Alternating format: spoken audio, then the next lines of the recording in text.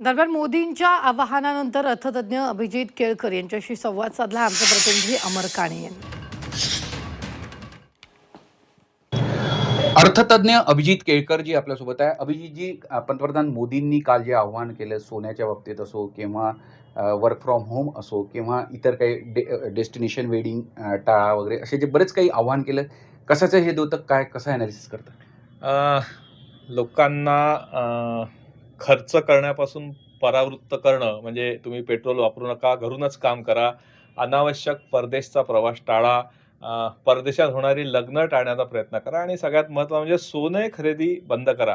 हे 3 जे विषय आहे याच्या मागची भावना म्हणजे परकीय चलन वाचवणे. कारण याच्यामुळे भारतातनं परकीय चलन बाहेर पुष्कळ जातं आणि त्याचा आपल्या रिझर्व्हवर परिणाम होतो. ते परकीय चलन कसं वाचवता येईल याच्याकरता त्यांनी काल ही घोषणा केली आणि आर्थिक शिस्तीकरता आपली गंगाजळी नेहमी जशी आहे तशी ठेवण्याकरता या गोष्टी अदरवाईज सुद्धा आपण फॉलो करणं आवश्यक आहे.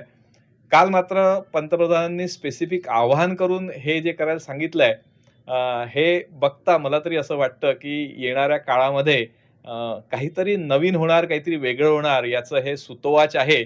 आणि अदरवाईज पंतप्रधान कधी अशी घोषणा सगळ्यांसमोर एकदम करत नाही.